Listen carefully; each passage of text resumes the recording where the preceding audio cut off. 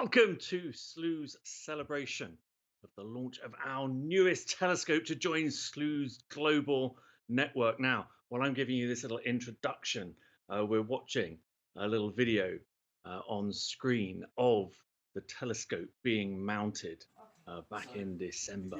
So anyway, let me tell you all about it. It is located at our Chile observatory, and our Chile observatory is at the Catholic University in Chile, just outside of Santiago.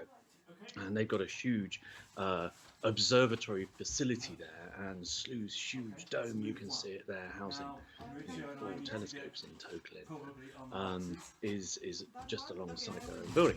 Now, this particular telescope is the result of Slooh's partnership with the University of Sharjah and the Sharjah Academy for Astronomy, Space Sciences and Technology, to their friends. That's the SAASST. Have to get that right every time. So anyway, they are sponsoring this telescope. Now, a little bit of a backstory. We have got live images. Oh, look at that. Oh, that was so heavy when we were doing that. But look at that gorgeous telescope. We are going to be watching in 9 minutes time the first light image coming in from that telescope, sponsored by our partners in Sharjah. And I'll tell you, it's going to knock your socks off. We've got Bob Berman's going to be joining me, Slooh Astronomer Bob Berman's going to be joining me a little bit later to discuss all of those live image streams and what we're seeing. And we've got some terrific objects. Members have lined up some terrific objects for it. Anyway, now, give you a little bit of backstory while we're waiting. Regular viewers, you might recall that last year we announced our partnership with the SAASST last year to jointly develop an Arabic translation of the entire Slooh websites for students in the United Arab Emirates and any other Arab-speaking nation. But so they're sponsoring this new telescope, this new 17-inch telescope. We'll talk a little bit more about it later on. But of course, it benefits all Slooh members, and so this project, so it's a translation to develop the website, but also to install new telescopes in Chile. But in addition to that, also opening up a new observatory in Sharjah, and that's going to happen later on this year. So anyway, this is what we're doing, and it's all part of Slooh's global ambition to bring communities together of stargazers, no matter what country they're in, whatever culture they're in, and especially focusing actually on STEAM education and bringing live astronomy into the classroom. And that's why, with our partners in Sharjah, we decided jointly to put these new telescopes in Chile, because it's perfect location for their school. So all of their students are going to have access to the Slooh telescopes. Now, in Sharjah at the moment, it's around 4:30 a.m. So you can imagine Chile is just about to come online in 7 minutes time for our first light images. It's so exciting. So a few hours time, and don't forget the school day starts early in Sharjah because it gets a bit hot later on in the day. So Chile is going to be chuntering away as those school kids get into school. So the first thing that they can do is sit down and watch the live image streams from this new telescope, and in fact the other telescopes as well, down at the Chile Observatory. Now, so that's one big thing we're doing. Oh, actually, just to let you know, if we have got anybody there from the Middle East, the Arabic version is going to be launching in autumn. And I'll repeat who our partners are down there. It's the Sharjah Academy for Astronomy, Space Sciences and Technology. It used to be a bit shorter, a bit easier to say. But they have been working tirelessly on this translation process. And it's gargantuan. You imagine every single button, every single little bit of text, let alone all of our guides and stuff like that, other content has got to be translated. And so they've done an absolutely wonderful job on that. So we've now got to get that into the system, and that should be going live in autumn. That's fall for people over in the United States. And of course, we've got the new observatory in Sharjah launching this year as well. Now, all of that means that by the end of 2020, we expect to have 17 telescopes online spanning 3 continents. And that's going to be covering the night sky for well over 20 hours a day. Now, that changes depending on the time of year and stuff like that, but it's going to be tremendous coverage. But it's not just the Middle East. Many of you also know that we've also got other established partnerships, particularly in India, where we're seeing such a vibrant community of stargazers growing at Slooh in India, and that's taking on its own momentum of its own. But we've also got some hugely exciting expansion plans with some new partners in China as well. So we're going to be doing the same kind of thing there. It's going to be a foreign language Slooh, and we're going to be building up new partnerships there, in addition to some of the existing ones we've got. But anyway, now when you think about these 3 regions that we're talking about India, we're talking about the Middle East, and we're talking about China. All 3 of those regions were incredibly important to the development of the science of astronomy, and it remains ingrained in their cultures in so many different ways. But they're also, all 3 regions are forging this new renaissance of space sciences and exploration. So it's incredibly exciting for us to kind of lead the way for them, in partnership with them, to bring live astronomy into their classrooms and their general population. But 2020 is certainly going to be a big year for Slooh and our partners. So kind of watch this space. And looking at the space down here below me, I am welcoming Slooh Astronomer Bob Berman. Hey, Bob, how are you? I'm great, thanks. Great to see you, Paul. This is a pretty exciting night, isn't it, for this new telescope? You can see here, I don't know if you've been able to watch this, Bob. This is me and some of the folks down at the university, the Catholic University in Chile, mounting this humongous telescope that we've got first light of in about 3 minutes' time.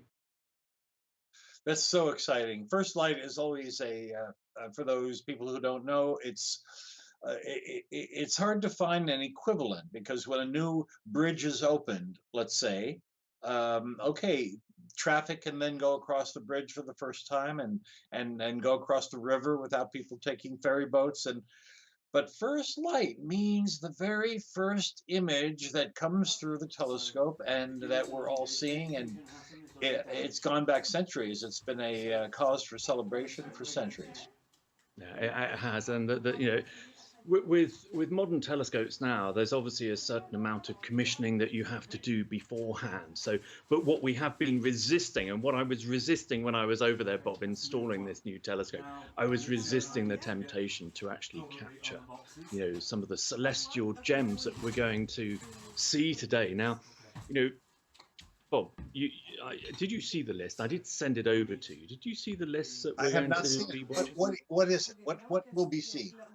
Okay, so in about 2 minutes' time, we are going to see the first light image coming in of the globular cluster 47 Tucanae. Now, that was one of the ones that you were hoping for, but also a whole bunch of Slooh members were voting for this, including Frank Kenny and Carol Botha and Bella F. and Jay was as well. So that's what we're going to see. That's going to be the first celestial gem that comes through, Bob. So let's get ahead of the game. Globular cluster 47 Tucanae. Finest celestial sight in the universe. Of the 150 globular clusters in our galaxy, I would rate that number 1. Yeah, and now this is it's the second brightest globular cluster, isn't it? After another one, which was everybody was voting for, which is another globular cluster called Omega Centauri. Now that unfortunately is not visible yet; it's not high enough, but I have seen that members have been scheduling the telescopes, and the first mission is in about 5 or 6 hours time for that. Carol Botha has scheduled Omega Centauri, but maybe the studio should be pulling up the telescope page fairly shortly. It's such a pleasure to sit here and listen to you say omega instead of omega, as we say in America, and renaissance instead of renaissance. So it's already, I think everybody's already getting a sense of being overseas and experiencing celestial or at least otherworldly events. I'm very excited about 47 Tucani. I, It's the main difference is that although Omega Centauri is brighter, it's more blobby. It doesn't have that uh, change of density from the outskirts to the center. And 47 Tucani, that is a my goodness, that is a globular cluster, one of the biggest. It's my number one favorite. I'm so excited. so we're going to see the live telescope page come up very shortly. Now, Bob, one of the things about and one of the reasons why we chose this to be first up um, is that it's a long way south, isn't it? So, this is only 18 degrees, I think, from the southern celestial pole. So you have to be, at low latitudes to be able to see this object. Absolutely. Although Omega Centauri is in the southern half of the Whew, sky, the southern hemisphere, people outside there it is, Phoenix Bob. can see There it. it is. Oh my That is goodness, look our at that. first light image from the new Chile 2 17-inch telescope. Isn't that glorious?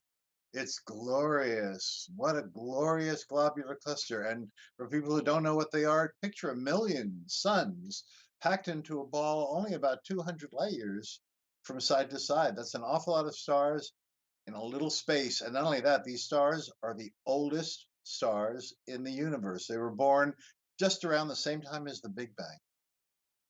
Bob, you wouldn't believe how much pressure has just lifted off my shoulders. I was over there in Chile, in November and December, installing all of this equipment. We've had to do all of the commissioning since, and even though I've been working on it, well, I was working on it literally minutes before the show, making some new calibration frames and stuff like that. The anticipation, you probably heard it actually in my intro. I was a little bit nervous just waiting for this first image stream to come in. But one of Yes. the things about this particular globular cluster is it has this very bright, dense core, and we believe it might even contain a black hole. Is that unusual for a globular cluster? Yeah, that would be quite unusual for a globular cluster. Yes, it looks like they should contain black holes, but in practice they don't. Unlike galaxies, where virtually every galaxy has a supermassive Mm. black hole in their core. Nonetheless, all of those stars, every one of those stars, is madly orbiting around that core, around the center. So it's balls within balls. Stars are ball shaped. They have orbits, many of them that are circular, some of them which are not, some of them which are elliptical. And then they're going around a ball, and the globular cluster itself is having an orbit around the center of our galaxy. So it's wheels within wheels here. Now we're up against it. I must explain to everybody out there, including members who are there. That's cool, actually. The studio are shifting, reframing this for us. So this is going to turn into color fairly shortly. But one of the we're fighting sky conditions tonight. We've got clear skies, but it was full moon a few hours ago, maybe 6 or 7 hours ago. So we've got a huge amount of brightness in the sky, which may cause some gradient across our images. It may also cast a blue cast over the image stream when it starts to go into color. So, bear with us on that. And also, this is almost in testing phase still. I was working on calibration frames and stuff like this earlier, Bob, topping up this huge library, which contains over 1,000 frames, dark frames and bias frames and flat filled frames and all sorts of things. And that will gradually improve as I develop that over the coming weeks. And also, we've got to refine what we call the processing recipes, which is Slooh's patented technology, which is doing all of the real-time processing on these images. But I'm pretty pleased, Bob. I can go home. My work here is done. So.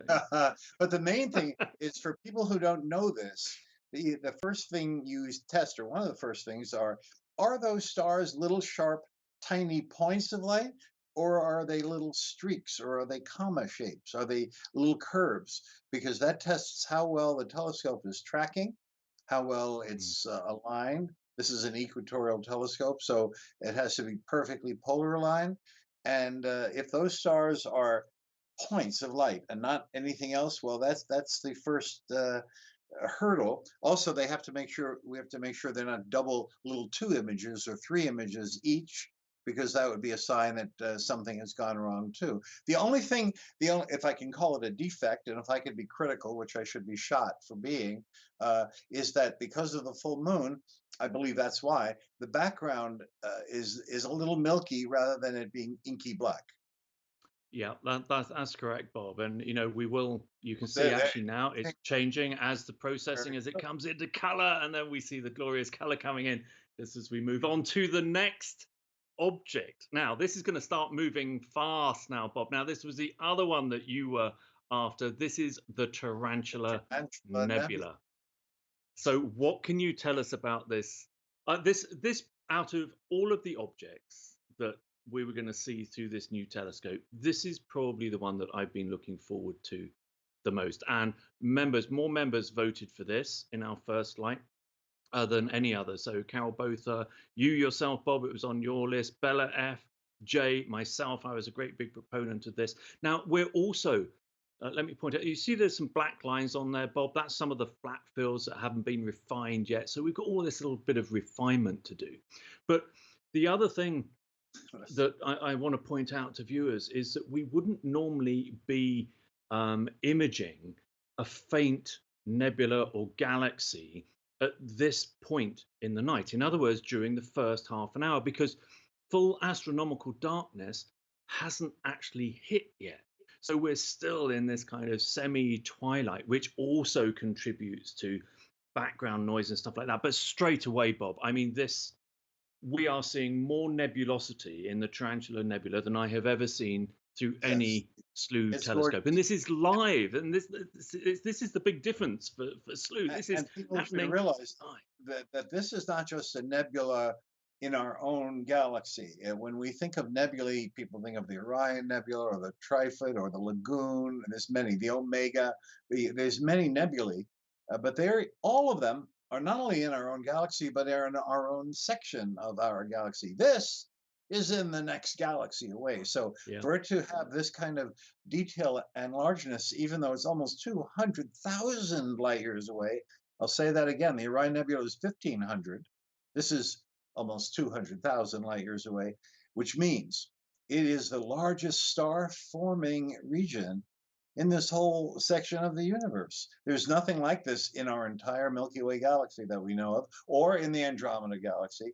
This is such a huge birthplace of new stars. It's so huge that if it were existing where our own Orion Nebula were, if we could switch places, it would take up a third of our sky.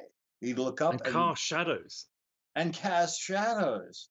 Also, Yeah. unlike the first object we saw, this one does have color. The globular cluster are generally going to be white stars on a black background. Beautiful, but not a colorful image. This, when the color comes in, we should see color. We can see it coming in now, Bob. Actually, we can start seeing some of those pink hues coming. But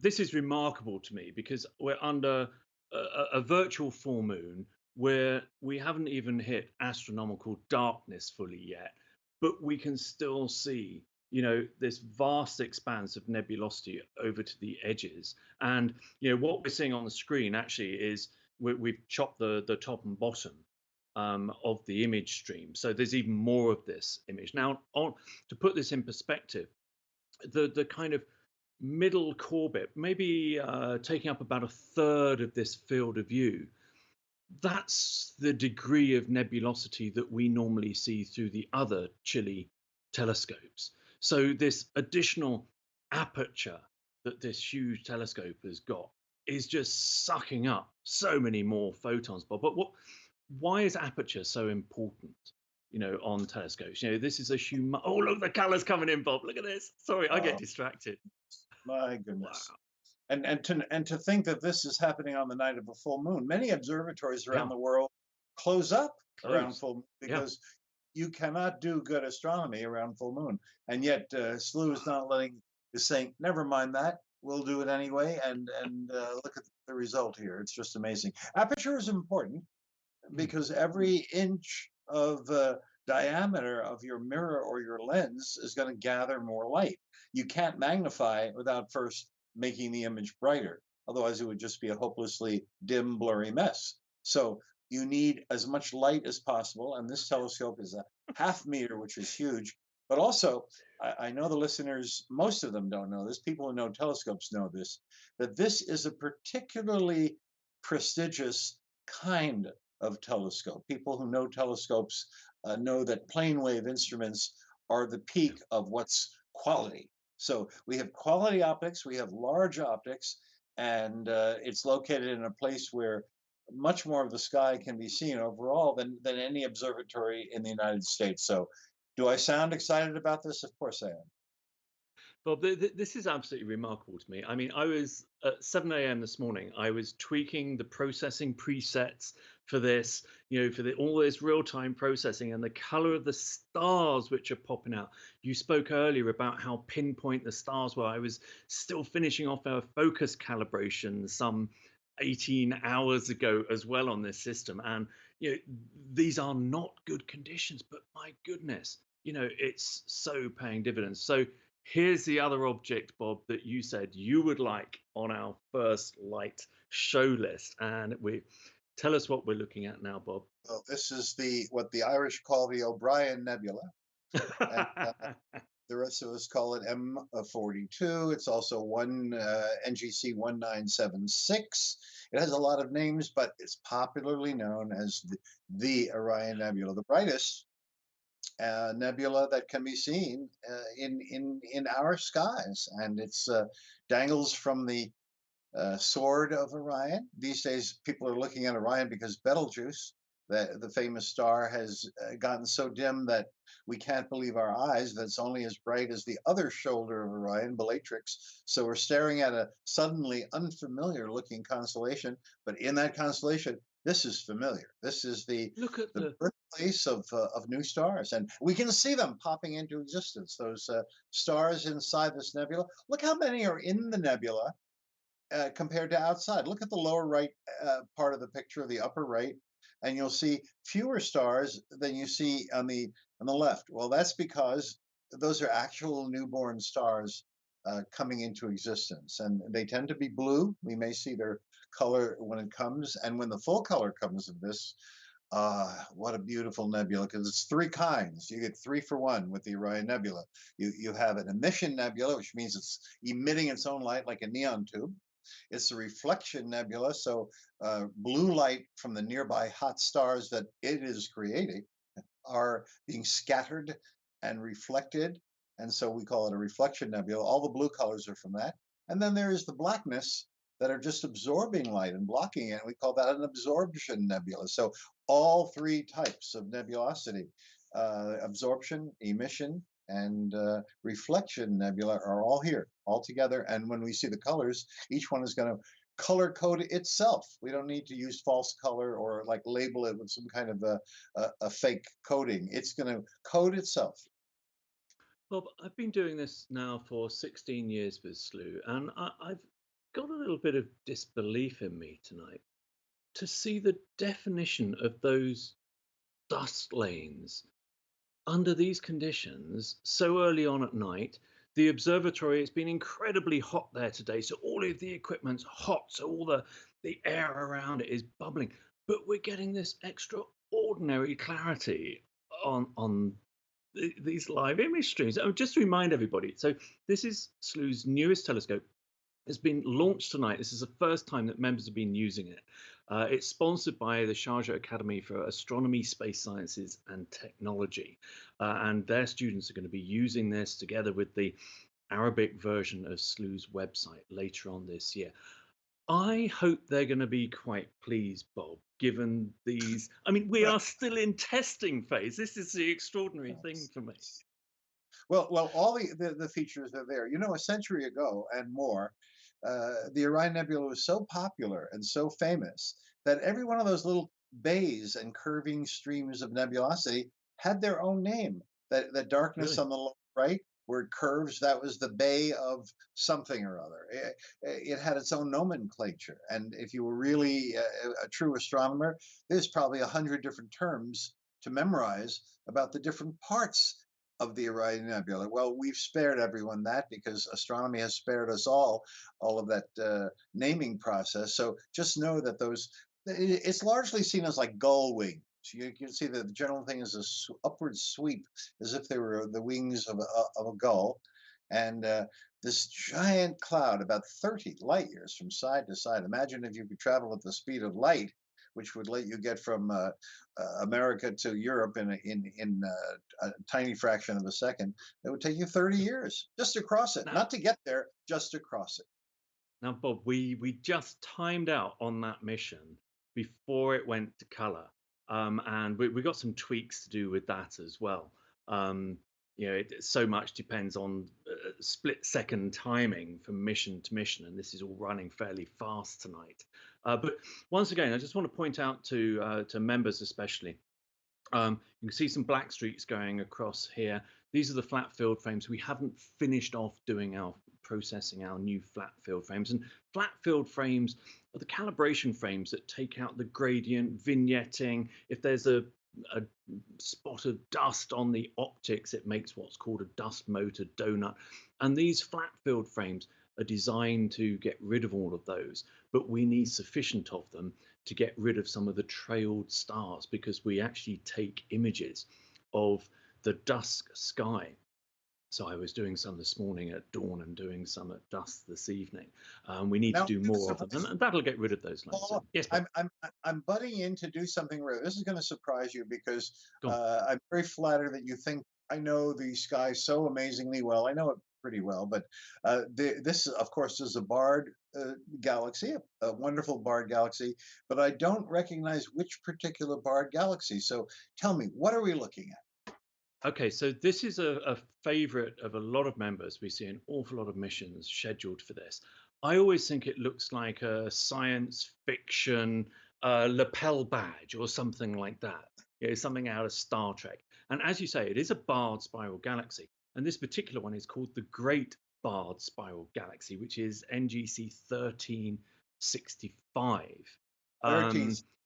Um, yeah. Okay. So this was and one of the other reasons why we've chosen this tonight, Bob, the new website has got quests, these activities that members and students can do, so they can gather up their data from the live telescope feeds, and they can go through a quest and learn about something, or it might be a story about something. But we have launched a new quest today, which is the Mystery of the Island Universes quest. And what members can do here is it's all about Hubble's tuning fork. So, Bob, maybe you can tell viewers and members what Hubble's tuning fork was and is. Well, what we're really, for a long time, starting with Hubble, starting in 1926, and he finished his work really in 1929 when he realized A, that our galaxy wasn't the only one in the universe, which was huge, B, that the universe was expanding, but C, if it's expanding, how fast is it expanding? So the big question that lets us figure out a lot of other things is, what is the rate at which the universe is expanding? We've been tuning that and trying to find, like, we're looking right now at hundreds of billions of suns. That's that little lapel that you're talking about. It may just look like a nebula or something, but this is made up of hundreds of billions of stars. But where is this, and is this racing away from us? Well, it turns out everything except for our own group of galaxies, which are hanging together gravitationally, everything else is racing away from us.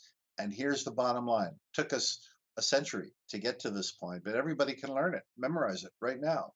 For every million years farther that you look, the object you're looking at is racing away 14 miles per second faster, about 25 miles per second faster.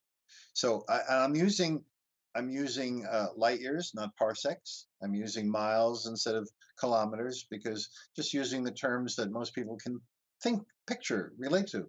So Mhm. once again, For every million light years farther that you look, something is racing away another 14 miles per second faster. So if we were looking at a galaxy that was 100 million, then it would be 100 times 14, or 1400 miles per second. That 1400 miles per second, that would be like going from New York to LA in 2 seconds. Wow. Can galaxies really go that fast? Yes, and they'll go that fast if they're just 100 million light years away. And as you go farther and farther, it goes faster and faster. So that's the Hubble thing, and we're looking at wow, very nice one. I mean, It our own is. It's galaxy, glorious. the spiral arms start in the center, but in these barred ones, we'll talk about that later. It's a whole other world. Exactly. Now, just to let members know, you'll know the person who created this quest, and he's been working on them for 3 months now and starting a bit of a production line. It's our very own longtime Slooh member, Cameron McEwing. He's been developing this quest and a whole bunch of others, and that's all about galaxy classification. And you can collect images and wait until you see the output, because the new quest, I was telling you, it's one of the reasons why the Chile 2 telescope took a little bit longer than we were hoping to be able to launch it, because the development team were working on what's called the montage module. So at the end of your quest, you can actually create beautiful posters that you can print out, with your Slooh images embedded into them. And they're like beautiful infographics. So take a look at that quest, and I know everybody's going to really jump on that. Now, this one, Bob, this is one that I've sneaked in here, this particular object. And it's really to show that even though this is a humongous telescope, and it's great for capturing those really faint objects. We've got one coming up a little bit later called the Eta Carinae Nebula. But it's also, because of this patented technology we use, we can also image the planets. And Jupiter is at the end of the night. Now, it's very, very low at the moment, but this telescope can even take images, close-up images of Jupiter. But this one, Bob, if I tell you it's a planet, if I tell you it has something to do with Shakespeare, and you can see 4 little dots just Yes. around the bright star-like object in the center, what are we looking at? Uranus. Yeah. Because Uranus's moons are all named for characters in Shakespearean plays. That's the only reason that you can actually go to a place called Puck, for example. And so the moons that we can typically see through Slooh's telescopes of Uranus are Ariel, Umbriel, Titania, and Oberon. And we can't always see them. It depends where they are in their orbit, because sometimes they get kind of engulfed in the glare of the planet. But it just shows you the kind of flexibility that we can get out of this huge telescope with this ultra sensitive CCD camera on it. We've got some video that we might show a little bit later of the huge filter wheel that operates this thing. But Wow. we can take these images of incredibly bright objects like Jupiter in the last 2 missions of tonight, but also these incredibly faint objects. And it's not just about beautiful images, color image streams. We've also got a group of members who monitor near-Earth asteroids, and in their group, their club, on the Slooh website today, they were saying, as soon as we opened up the reservation system for this new telescope, Bob, they were in there, and they're already setting up missions to some asteroids to test the capabilities of this telescope in the southern hemisphere for their scientific use. And these are the guys who measure, they determine the orbits of these near-Earth asteroids to see whether they're a threat, and they make submissions, astrometrical submissions to the Minor Planet Center. So there's this huge scope, and I think that's one of the things that you and I have always enjoyed about the Slooh community, is this huge diversity of interests and expertise level. Some people doing heavy science, other people just snapping away at image streams like this and collecting images. I mean, it's a diverse community, to say the least, isn't it, Bob? It's wonderful. And of course, somebody could also take a series of images, in this case of Uranus's moons, and then make a video out of them and make them stream, because They're fascinating. I always remember And their names, by the way, from a Mercedes automobile, just M Auto, Mauto, and that's the moons in their order from Uranus. It's of Miranda, course. Ariel, Umbriel, Titania, and Oberon. You can't forget it. Aha, good one. You're always great at these little memory tips. And I find that as I get older, Bob, these little memory tips are coming in more and more useful. So thank you very much for that. Now, to line us up, Bob, for the next, we're already halfway through. It's extraordinary. And we've seen this huge gamut of different types of objects already.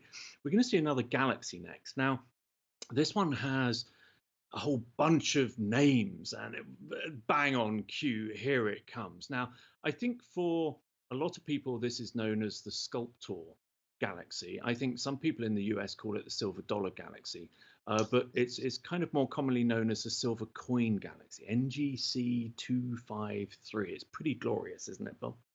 Oh yes, yes, it's glorious. And if we have time for color to come in, we should expect to see warmer colors, yellow, oranges in the Yeah. center, and closer to blues as we get to the outer range. But just knowing that you're looking at hundreds of billions of suns, and each one, probably most, maybe all, have planets. So Yeah. as we're looking at them, I mean, somewhere in this galaxy, there's got to be some life looking back and wondering the same thing that we are. Exactly. And here we can see actually, this is a pretty good example. I'm surprised we haven't seen more of it in some of the other uh, targets, but we can see quite a lot of gradient across this image. And we are battling with near full moon tonight, so we've got a lot of moonlight. We've also got we haven't actually hit astronomical darkness. Astronomical darkness doesn't fill. In other words, the sky doesn't fully get dark for another 5 or 10 minutes yet. And that kind of makes these calibration issues slightly more obvious as well. These streak black lines and stuff like that. But they are going to disappear because this is, after all, our first night of operating this new telescope, this new 17-inch telescope for people in the new world. Yeah, actually, because I'm talking about you guys being the old world now, Bob. People in the new world. That's 432 millimeters. When we talk about the aperture, Bob, what is that? Because we're saying that it's got a 17-inch aperture. What does that mean? Well, every time you double the aperture, you quadruple the amount of light that you gain, and you greatly increase how faint the object can be, how sharp the image can be, and all the rest. So, to go to a 17-inch from, let's say, something half that size, let's say you'd be more than doubling it from an 8-inch backyard telescope, almost doubling it from a 10-inch, and the effects will be very impressive. But just as much as the aperture is the quality, and this is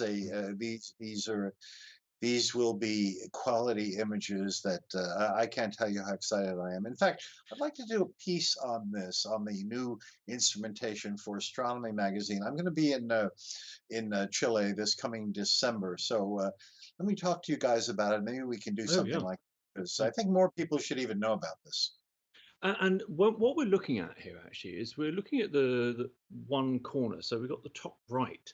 And one of the easiest ways of telling the quality of a telescope is looking at the quality of the stars, how pinpoint they are around the edges, because quite often they start turning into little comet streaks in the corners because the optical field isn't fully what's called flat. In other words, it's not, the CCD chip in the camera for this is flat, but the image plane is curved. So they make lots of very, very fine adjustments to the optics of these things to create a flat field where the Right. stars are as So crystal sharp in the corner as they are in the center as they are in the yes, opposite. the edges tell the tale. If the stars Yeah, are little points at the edges and not little curves or commas, in fact, that aberration is called coma. It even has that name. That shows the optics are darn good, and it's not easy to have that kind of I won't even say quality. I'll just say perfection because yeah, Yeah. Getting an object nice in the center is one thing, but having the stars remain that way all the way to the edge is another. So all of these I'm are, pretty pleased. Yeah, I'm pretty pleased hey, with what hey, we're seeing. colors. Look, we're getting some colors. We are. And we can see the gradient of the moon is mucking this one up a little bit. So it doesn't normally look quite as, the background hasn't usually got quite as much, but the moonlight really affects the color processing far more than the luminance. But it's quite an interesting effect. And sometimes when an image turns out like this, Slooh members call it Slooh art. And a lot of members actually create uh, galleries in their My Photo Hub for Slooh art, the things that come out slightly peculiarly sometimes. But Yeah, but look at this, the real color. Look at the lower right of that galaxy, if you would, and notice. yeah, Can you see a blue suggestions down there? yeah, I sure. yeah, I did, And yeah. yellow in the core and the blue in the spiral arms were very clear.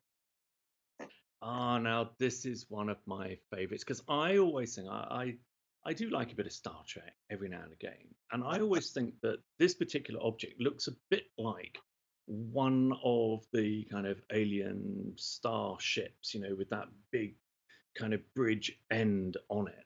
So, Bob, this is an incredibly famous Southern Hemisphere object. It looks like M16, but is it? I It's can't tell. Eta Carinae. It's NGC Oh, it's Ada 3317. Carinae. Yes. We Yes. love it. That's right. Now that's a dangerous star. Now this is a very dangerous place because in the middle of the 1800s, the middle of the 19th century, the star at the core of this got so bright that some thought it was turning into a supernova. It didn't quite. It was like a minor supernova.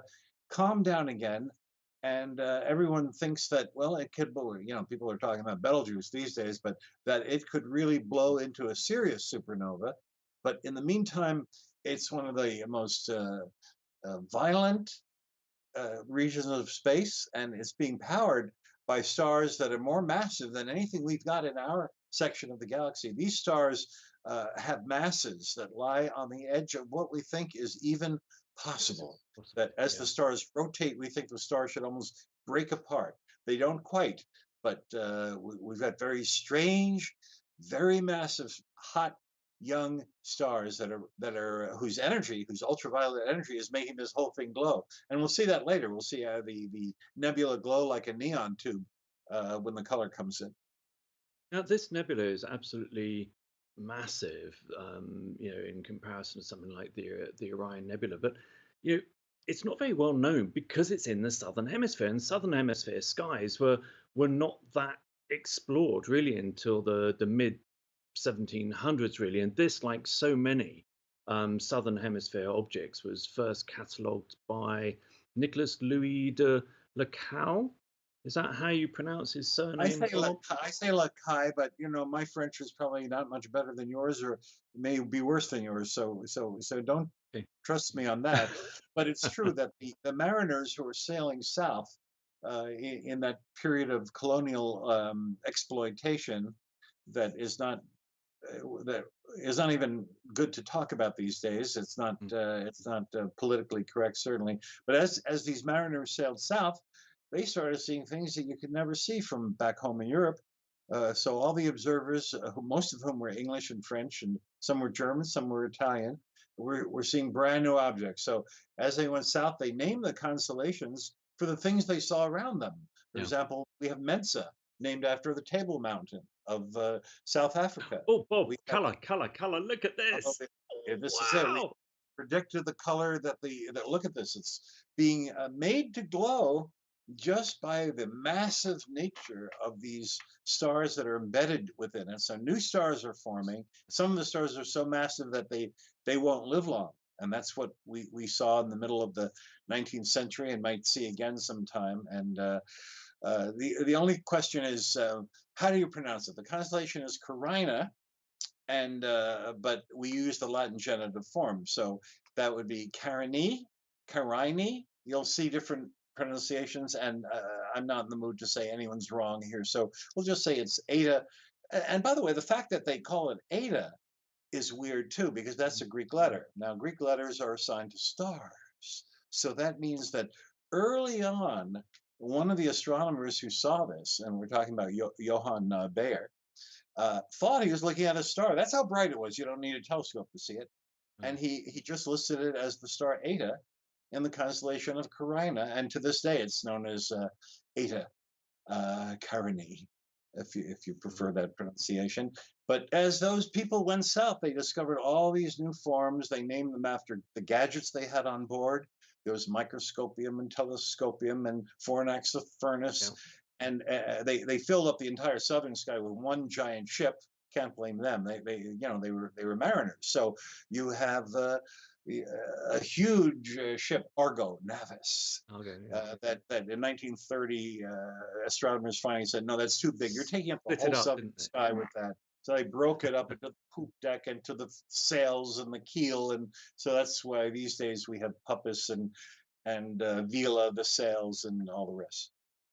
And still, Bob, learning the constellations for anybody who's interested in gazing up at the night sky, and it doesn't matter whether or not you're doing that in your own backyard with your naked eye, or whether or not you're doing it through Slooh's online robotic telescopes, it gives you the stories of them, the objects. They're all memory aids, and I really don't think there's a better way of learning the night sky than starting off with the constellations. And new members, if you want to start off like this, you can go into the reservation system, and actually you can choose by constellation.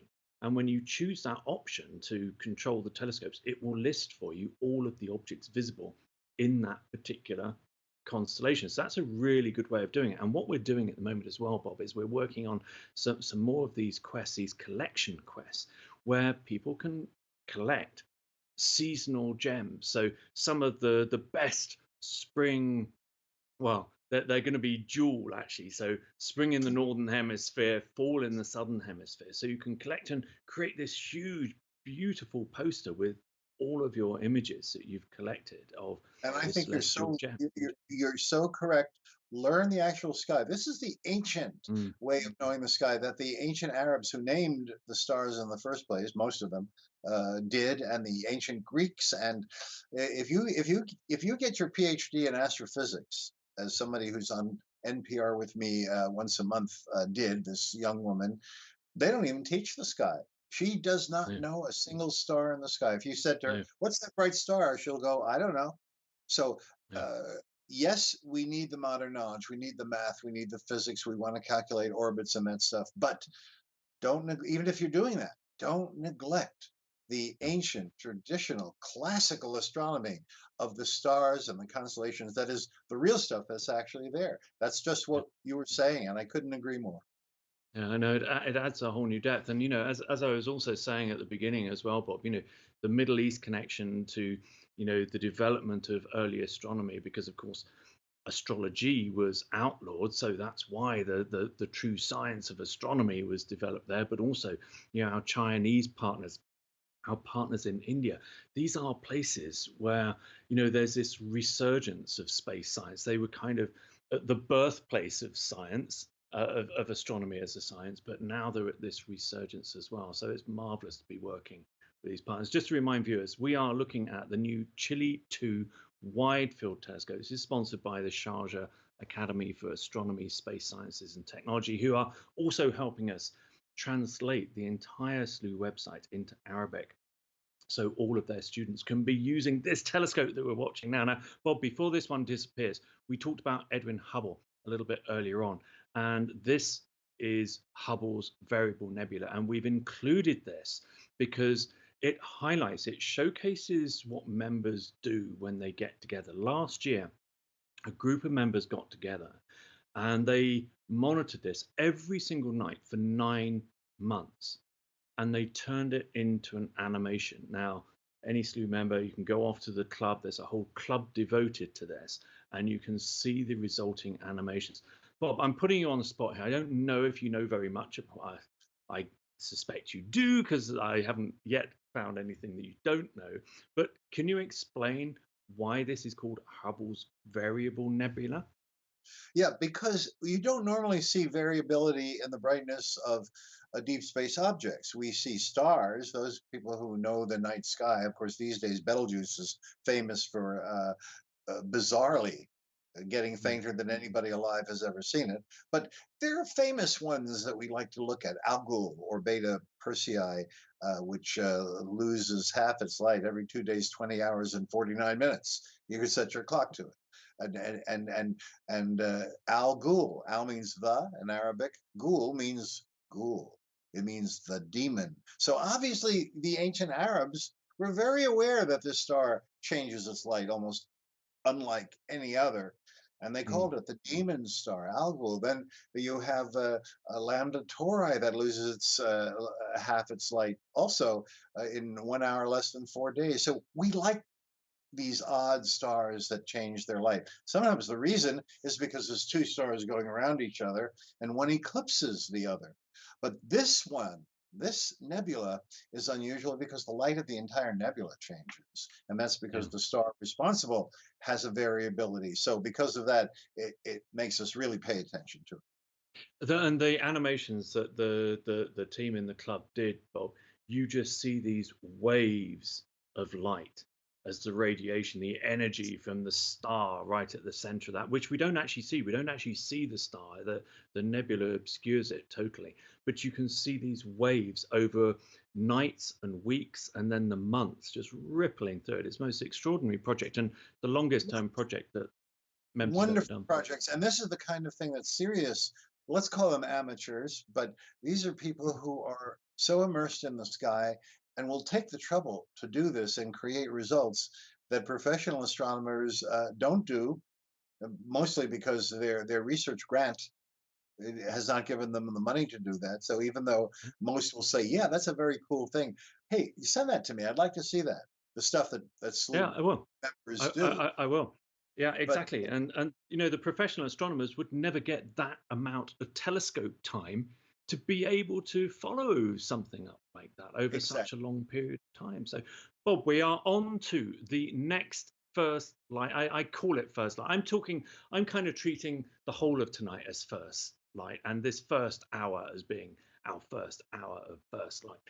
This is the Wishing Well Open Star Cluster. So we've seen that glorious right at the beginning, 47 Tucanae, the glorious globular cluster. This is an open cluster. Now, what makes an open cluster versus the globular cluster that we saw before? Yeah, there are two types of star clusters. I mean, and it really starts with, are stars loners or do they hang out with others? Our sun is a lone star by itself, but more than half the stars in our galaxy come in pairs. And some of them are three-star systems or four-star systems or six-star systems, like the famous star Castor in Gemini, or the double double Epsilon Lyrae in the near the famous star Vega. But here's a more of an extreme. It's not just three or six stars. There are dozens or hundreds. Now, there's 5,300 of these clusters known just in our own galaxy. And they're called open clusters because these stars are not permanently held together by the gravity of the group. There's not enough stars to glue them together. So each one of these stars has its own motion, typically tens of miles per second or tens of kilometers per second, if you like. So over time, they're going to each go their own way. They'll escape the epoxy of the whole cluster, and the cluster will dissipate. The cluster will lose being a cluster. And so that's why we call it open, because it's open to erosion. It's open to dissipating. Whereas the globular cluster, we started off with a beautiful 47 Tucanae. There are so many stars, a million or so, that the gravity is so strong, those stars will never get away. No matter how fast they move, they're glued in for all time. And proof of that is globular clusters are made up of old stars, because as they evolve, they still can't go away. But look here, as the light comes in, we'll see a bluish Color, color yeah, because yeah. open clusters tend to be young. And there's a reason for that. After they formed, we already said that they will eventually escape and the cluster will erode or dissolve. And so it won't be time for the stars to evolve to become older, which means redder stars usually. And so these open clusters tend to be young blue stars. Famous ones include the Pleiades, or Seven Sisters, the Hyades, but here's a beautiful one. Now, Bob, that's an interesting thing that you raised there. The Pleiades and the Hyades, they're far larger than this particular open cluster. And what we haven't done is we haven't talked. This is still knocking my socks off, really. The color fidelity of this is extraordinary. You know, we've got color in all of those stars, which means that the processing is doing its job. Nothing's saturated. But we haven't talked about the field of view of this telescope. Now, it's the same as the Canary 2 wide field. So that's our other observatory in the Canary Islands for people new to Slooh. And that's one of the interesting things now, that we've got two identical telescopes, one in the northern hemisphere, one in the southern hemisphere. Same telescope, same filters, same CCD camera. So there's this absolute comparison. But the field of view is 43 arc minutes by 43 arc minutes. Bob, can you put that in perspective to something that we know, like the moon or something like that? Yes, well, 30 arc minutes is the diameter of the moon. So if this is 43 arc minutes, that means the field of view is larger than the moon. We could fit in this telescope the entire moon and still have space to see around it. Now, if anyone's thinking, well, so what? So what if you could see the moon? The idea is too many telescopes are narrow field, that if you were looking toward the moon, you'd only get a tiny section of it, which with the moon, that's not terrible. But with other objects, let's say you want to see an entire galaxy or a cluster, plus have enough space around it so that you get the gestalt, the feeling, the vibe. I live near Woodstock, so we say things like vibe uh, of it being a cluster. Now, if you don't have a large enough field of view, you can't see the stars and the dark space around it to get the feeling of a cluster. All you'll see is stars on the whole field of view, and you won't get a sense of what it is. So these telescopes, one of the great things about the telescopes is that they're wide field enough to accomplish that. Exactly. But we do some fairly smart, tricky things as well with the telescope. So at the very end of tonight, which is 0900 UTC. So what's that? That's 4 a.m. for people on Eastern time. We've got Jupiter, and Jupiter is going to appear as a tiny object in comparison to these things, but it's going to look absolutely brilliant in this same telescope. But here we go, Bob. We are on our last object. The hour has gone by so quickly. This is a reflection nebula, and it smacks you around the face, doesn't it? This one, with what it should be called. It's beautiful, but I don't recognize it. You know, I don't know the southern sky as well as the northern. I do know the southern sky, but not as nearly as well.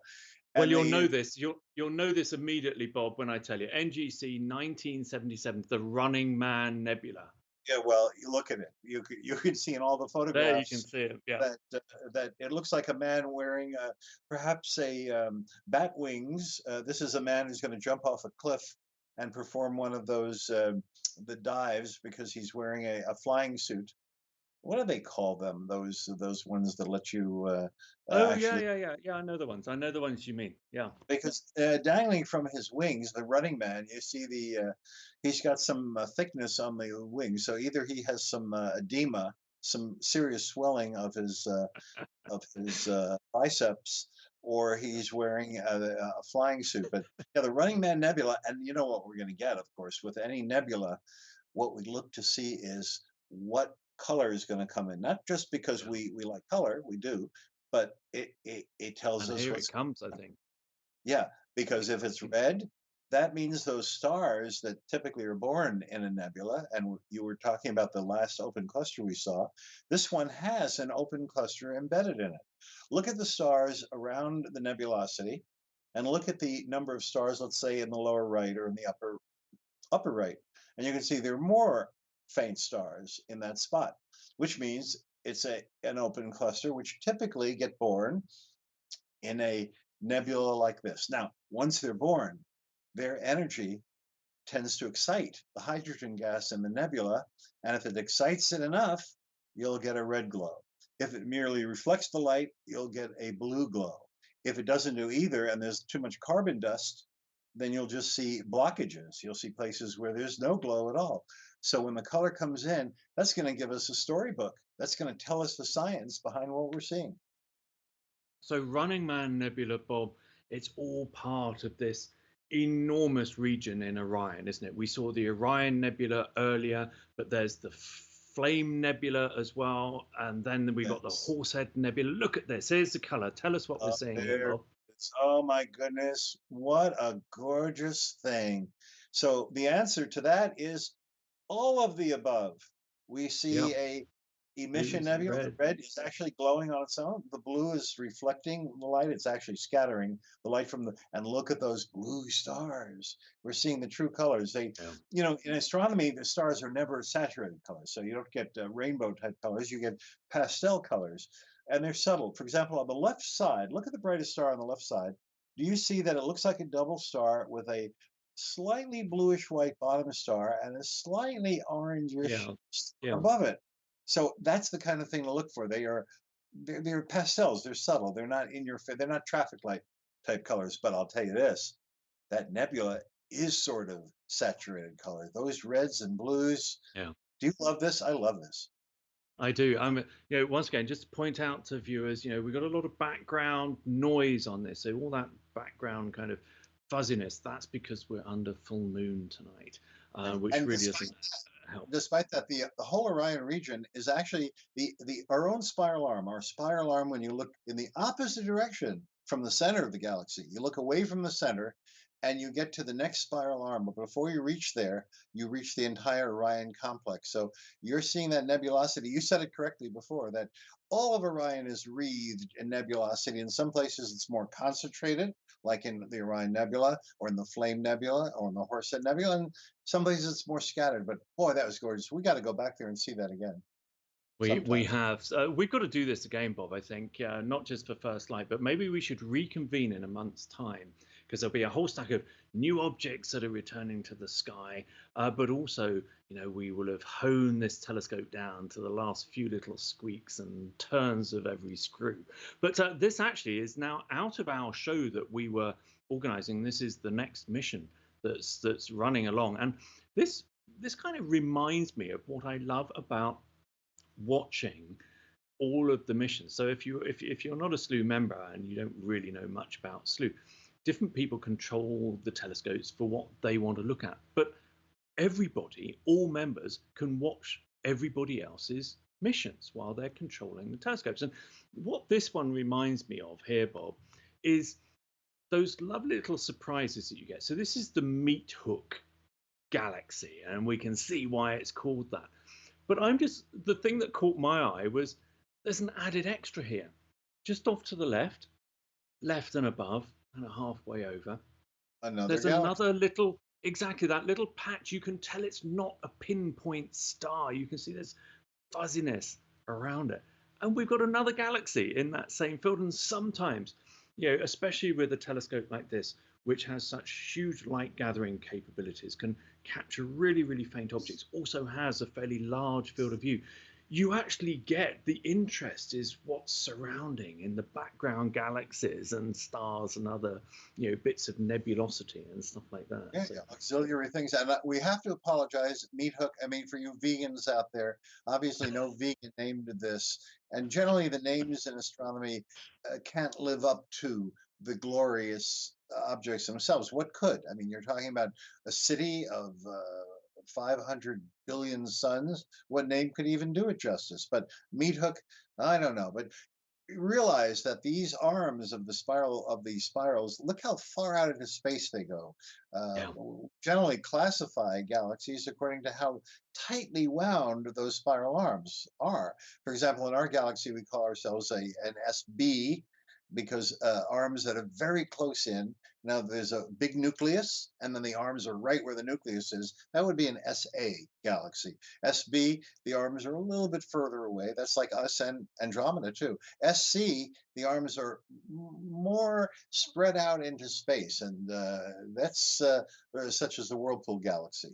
That's I think more delightful, more photogenic to look at. This would be an SD. This is an unusually far out into space. It is. Example of spiral arms. And if our planet Earth were going around a star that was out there, we'd be lonely. We'd be isolated. We'd be far from the rest of the galaxy, wouldn't we?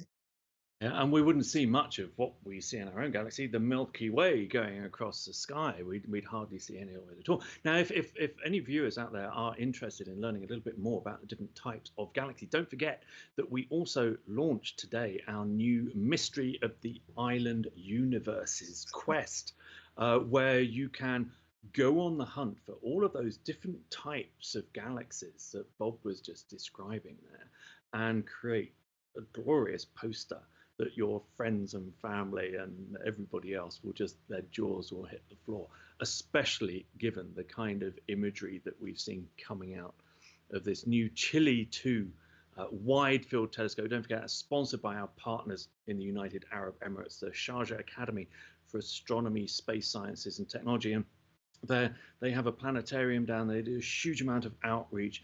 You know, that they're fascinated by their own cultural history of astronomy, but also about new space sciences as well. And they are just as passionate as we are, Bob, about getting this kind of stuff. I mean, we are old hands at this, Bob, but we still get genuinely excited when we watch live astronomy that only Slooh does like this. We've been seeing glorious color image streams of these incredibly faint objects, which are difficult to see, even if you were to gather hours worth of data and spend a week processing it. And we've been looking at this stuff live. I mean, I don't know about you, but I never get fed up with this. I always see something new. I always learn something new as well. Yes, and a call out. You've mentioned that they've been sponsoring this out there, Yeah. so we give them a thanks. Shukran Gazilan. Nice one, Bob. Anyway, listen, we will wind up the show now. I do just want to thank everybody who made suggestions for all of our first light images tonight. There were two objects which were near the top of the list for a lot of people, but unfortunately we couldn't show them to you now because they weren't high enough. But I do know that Slooh members have scheduled these for later on tonight. So you've got Omega Centauri, that glorious, the largest of all the globular clusters in the sky. You can even see that with the naked eye, I believe, Bob. But then we've also got the active galaxy Centaurus A. Now that's one of my particular favorites. I think that's the fifth brightest galaxy in the sky. Have And you? very so loud in radio frequencies you almost have to plug your ears because Centaurus A, which looks like some violence is going on. It's that famous one that's split by a black cleft, so it's really worth seeing. And It is. it's the loudest radio emitter in that entire part of the galaxy. And I have to say, I'm particularly looking forward to seeing that and how much of those extraordinary jets we're going to see, using the new 17-inch telescope. It's going to be, I think we're kind of rediscovering all of these, what have become fairly familiar objects in Slooh's Chile telescopes. And oh, look, just to finish off here, Bob, this is to just show viewers a bit of the technology behind this. This is the filter wheel that I installed on this telescope. So this is the filter wheel that we've been using tonight. This is on the back of the telescope, between the telescope and the CCD image, to give you a sense of scale. Each one of those filters is 2 inches square. This thing is massive, and it's hanging off the back of that telescope. And this is just when I had installed all of the different filters which are used to generate and then build up using Slooh's patented processes, the color image streams that we see. But I don't know about you, Bob, but I love this technology. And this is the CCD camera, actually. So take a look at that. There is the CCD. So that you can just see the iris shutter opening, and we can see when it does, we can see that that's the CCD chip, which itself is about nearly 2 inches square as well. This is going to set you back a few, Bob. You could buy 2 small family cars for the cost of this stuff, Bob. So anyway, listen, we will round it off there, Bob. We normally launch Slooh telescopes because so many things can go wrong, Bob. We normally do what's called a soft launch, so we don't make a big sing or dance about it. We kind of slowly let it get out. So this is the first time that we've ever actually done a show to kind of celebrate the launch. And I don't know about you, but I'm quite pleased with how it's gone. Me too. You did the same thing they did with the Saturn V rocket, where they decided, heck with it, we'll launch it with all of its components, and it's going to work or it's not going to work. I mean, I'm not sure I can say the word BALLSY, but that's what it was. And look at the images that we got. They were, boy, they came Exactly. through. This They telescope did. came. They did. And it's only going to get better and better. Imagine what this is going to be like, Bob, when there's no moonlight, to spoil the view at all. But frankly, I've been quite surprised at how good that's been tonight. Now, Bob, hopefully we're going to see you maybe next month. Haven't spoken to you about this, but we've got the first of our supermoon trilogy. Now, we have different ideas, don't we, about supermoons and how worth it they are and how easy they are to see and stuff like that. But the point is, it gets people out looking at the night sky, and anything that does that can't be too bad. So The heck, hopefully, sure, let's do it, let's do it. exactly, and we're going to have 3 of those. And there is, look, this is now into members missions now. So there we go. This is kind of going back to the beginning. This is somebody who said, I love the look of that Tarantula Nebula so much earlier. I'm controlling the telescopes to grab that as well. So we're going to continue to watch these fabulous live image streams all night. We've got another 8 hours of live missions to go from the new Chile 2 Wide Field Telescope, which is sponsored by the Sharjah Academy for Astronomy, Space Sciences and Technology, and their students are soon going to be using this telescope. In fact, I suspect if I look at the schedule, a few of them are probably using it tonight. But anyway, Bob, thank you so much for joining me tonight on what a great evening. Isn't it great to just do something and actually just It's talk great. about general objects? And Really, and it's an honor. I feel honored to be here on this opening night of the new objects with this fabulous new telescope. Really memorable. I'll remember this. I'll remember this night. thank you very much, Bob, for your encyclopedic knowledge as ever, and you've also given me a few memory tips as well. So, to Bob and to all of our viewers out there, to all of our partners, thank you very much for all you do. Thank you very much to the development team who do all of the work to bring these things online and onto the live website. You know who you all are. So, thank you very much. Thank you for joining us tonight. I'm going to go off and have a look at more of the live image stream. So, bye bye for now. Good night, everybody. Night.